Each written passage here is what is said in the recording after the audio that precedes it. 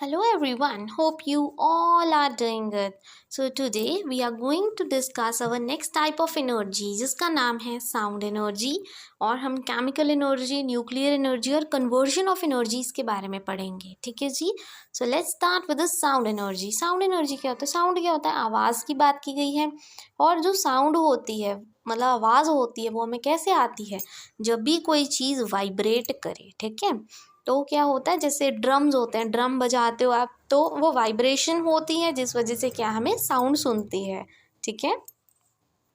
Sound कभी भी vacuum में नहीं ट्रैवल करती. ठीक है. इसको कोई मीडियम चाहिए.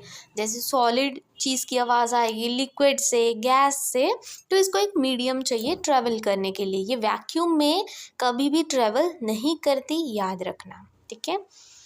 टाइम पीरियड क्या होता है? टाइम पीरियड होता है एक ऑक्सीलेशन को कंप्लीट करने के लिए कितना टाइम लगा, उसको टाइम पीरियड बोलेंगे. ठीक है. कि कितना टाइम लगा एक ऑक्सीलेशन को कंप्लीट होने के लिए.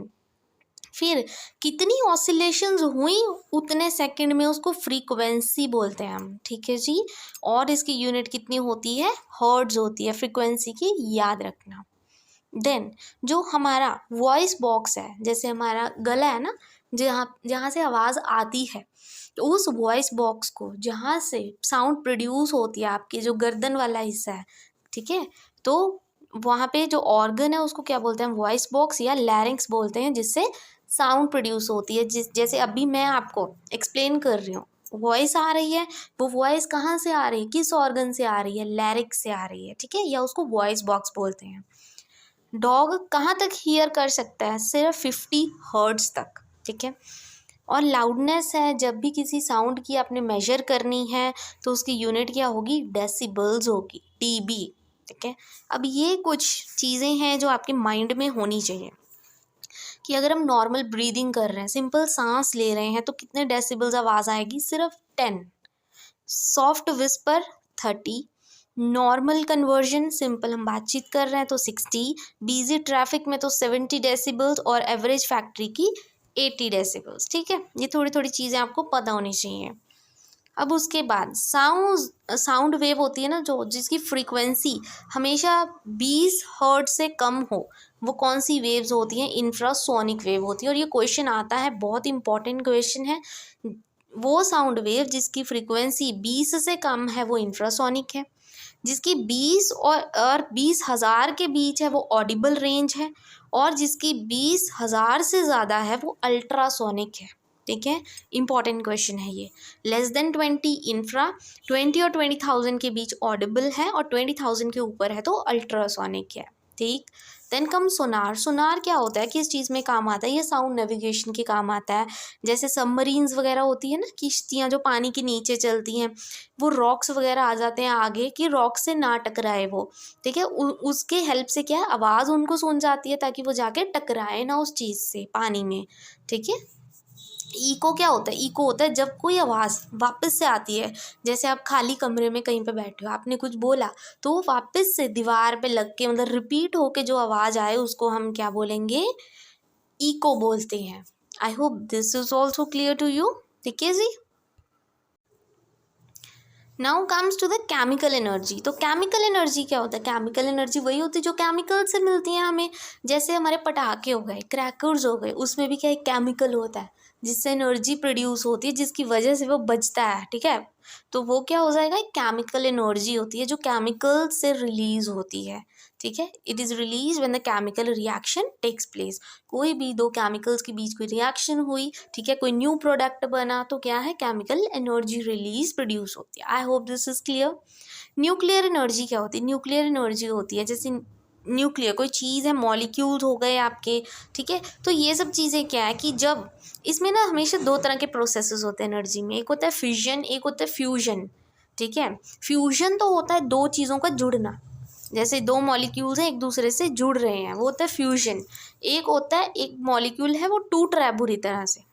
ठीक है. वो होता है फिजन. फिजन मतलब टूटना.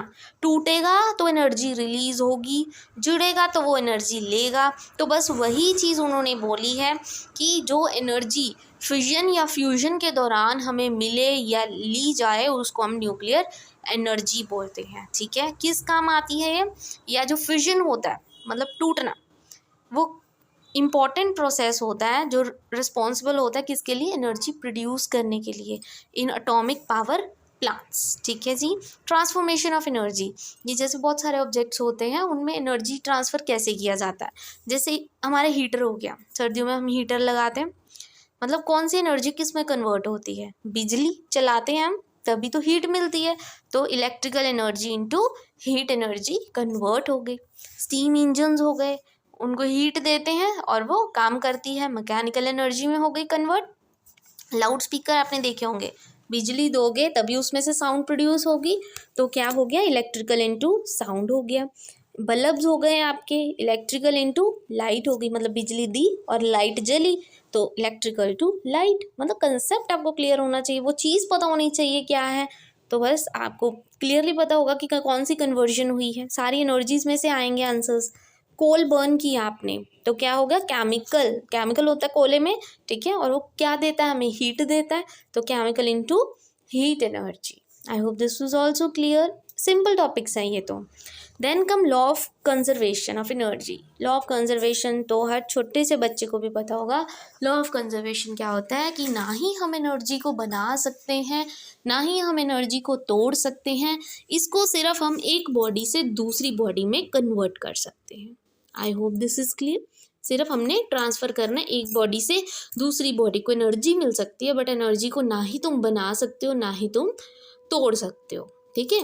तो ये था आज के टॉपिक्स, हमारे छोटे छोटे थे तभी मैंने जल्दी फटाफट करवा दिया आपको, ठीक है। इसके बाद हमारा सिर्फ इलेक्ट्रिकल एनर्जी का टॉपिक रहता है, वो थोड़ा लंबा टॉपिक है, वो भी हम करेंगे। बट आज के लिए nuclear energy, chemical energy as well as sound energy. अब मैं आपको बुक मटेरियल भी दिखा देती हूँ, आप वहाँ से भी देख लीजिएगा। सो ये था आज का बुक मटेरियल जो आज हमने स्टडी किया, दैट इज साउंड एनर्जी। हम कैसे बोलते हैं, ठीक है जी, उसकी यूनिट क्या होती है आपको पता होना चाहिए, फ्रीक्वेंसी की। और लाउडनेस जो मेजर की जाती है वो डेसिमल्स में मेजर करते हैं, और किस चीज़ की कितनी डेसिमल्स आवाज़ होती है तो ये भी आपको पता होना चाहिए। लाउडनेस की रेंज भी अभी आपने पढ़ी, ठीक है, वेव्स के अकॉर्डिंग आपको पता होनी चाहिए। Then comes chemical energy, we have studied, and we have studied about nuclear energy, transformation of energy and law of conservation of energy, ठीक है जी। तो ये है बुक मटेरियल, आप देख सकते हैं। इसके बाद हम इलेक्ट्रिकल करेंगे और एक सोलर एनर्जी बचती है। सोलर एनर्जी भी बस सिंपल टॉपिक था जिसमें हम पढ़ेंगे कि जो एनर्जी है जो हमें सन से मिलती है उसको हम सोलर एनर्जी बोलते हैं, ठीक है। वो भी मैं आपको ज़रूर स्टडी करवाऊंगी, बट फिलहाल के ये हमारे टॉपिक्स हैं, ठीक है जी। एंड आई होप आज की वीडियो आपको अच्छी लगी हो, और अगर आपको वीडियो अच्छी लगी हो then please don't forget to like and subscribe my channel. Thank you very much.